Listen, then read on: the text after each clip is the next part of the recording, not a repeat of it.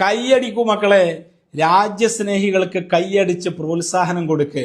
രാജ്യത്തെ കൃഷ്ണാമണി പോലെ രാജ്യത്തിന് വേണ്ടി രക്തസാക്ഷിത്വം വരെ വഹിക്കാൻ തയ്യാറായി നിൽക്കുന്ന നമ്മുടെ പ്രിയപ്പെട്ട സ്നേഹനിധികളായ സംഘപരിവാറിന്റെ സ്നേഹനിധികളായ പ്രവർത്തകന്മാർക്ക് കൈയടിച്ച് പ്രോത്സാഹനം കൊടുക്ക്.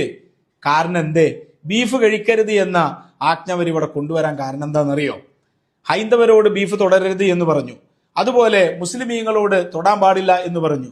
ക്രിസ്ത്യാനികളോട് തൊടാൻ പാടില്ല, കഴിക്കാൻ പാടില്ല എന്ന് പറയാനുള്ള കാരണം ഇവര് മാതാവായി കണ്ടിട്ടോ അമ്മയായി കണ്ടിട്ടോ അല്ലെങ്കിൽ ദൈവത്തിനോടുള്ള സ്നേഹം കൊണ്ടൊന്നല്ല, ഇവരെ ബിസിനസ് കൊഴിപ്പിക്കാൻ വേണ്ടിയാണ്. ഈ കഴിഞ്ഞ വർഷം ഉത്തർപ്രദേശ് സംസ്ഥാനത്തിന്റെ നേതൃത്വത്തിൽ ഇവര് വിദേശ രാജ്യങ്ങളിലേക്ക് ബീഫ് കയറ്റി അയച്ചിട്ട് സമ്പാദിച്ച കോടികളുടെ കണക്കെത്രയെന്നറിയോ? 34,177 കോടി രൂപ. ചെറിയ പൈസയേ ഉള്ളൂ അല്ലെ? ചെറിയ കാശേ ഉള്ളൂ.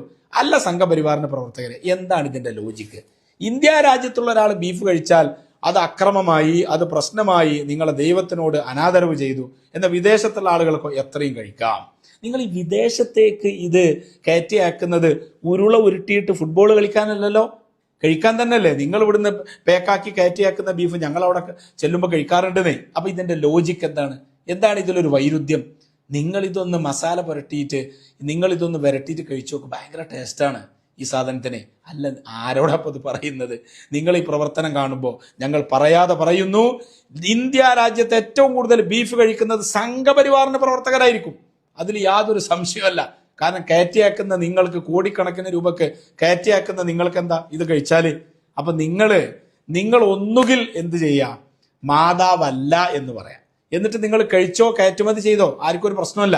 മാതാവാണെന്ന് പറഞ്ഞ പിന്നെ എങ്ങനെയാണോ അതിന്റെ കഴുത്തിൽ നിങ്ങൾ കത്തിവെക്കുക? അതിനെ ഇഞ്ചിഞ്ചായി മുറിച്ചിട്ട് നിങ്ങൾ എങ്ങനെയാണ് ഇത് വിദേശത്തേക്ക് കയറ്റിയാക്കുക?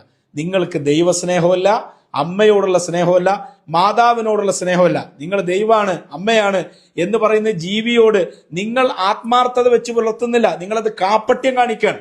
മുസ്ലിമീങ്ങളെ അതിന്റെ പേരിൽ കൊല്ലാൻ വേണ്ടിയുള്ള ഒരു തന്ത്രം, കോടികൾ കൊയ്യാനുള്ള ഒരു തന്ത്രം എന്നല്ലാതെ ഇതിനെക്കുറിച്ച് ഒന്നും പറയാല്ല. ഇനി സപ്പോസ് നിങ്ങൾ ദൈവമാണെന്ന് സങ്കല്പിക്കുക, നിങ്ങൾ ആദരവ് കൽപ്പിക്കുന്നുണ്ട് എന്ന് സങ്കല്പിച്ചാൽ തന്നെ നിങ്ങൾ ആ പരിഗണനയിൽ അതിനെ കഴിക്കാതിരിക്കുക എന്നല്ലാതെ മറ്റുള്ളവരോട് കഴിക്കാൻ പാടില്ല എന്ന് പറയാൻ നിങ്ങൾക്ക് എന്താ അവകാശമുള്ളത്? ഇസ്ലാം മതത്തിൽ പന്നിയെ കഴിക്കൽ ഹറാമാണ്. പക്ഷേ മറ്റുള്ളവരോട് കഴിക്കാൻ പാടില്ല എന്ന് ഞങ്ങൾ പറയുന്നുണ്ടോ? ഞങ്ങൾ കഴിക്കൂല. മറ്റുള്ളവർക്ക് കഴിക്കണമെങ്കിൽ കഴിക്കാം, കഴിക്കണ്ടെങ്കിൽ കഴിക്കണ്ട. ഇത് മതസ്വാതന്ത്ര്യവും അതുപോലെ ഭക്ഷണം കഴിക്കാനുള്ള സ്വാതന്ത്ര്യവും ഉള്ള രാജ്യമാണ്. ഇത് നിങ്ങളെ തറവാട്ടിൽ നിന്ന് കൊണ്ടുവന്ന രാജ്യമൊന്നല്ല. മനസ്സിലായില്ലേ? ആ ഒരു പൂതി നിങ്ങളെ മനസ്സിൽ വേണ്ടതാനും.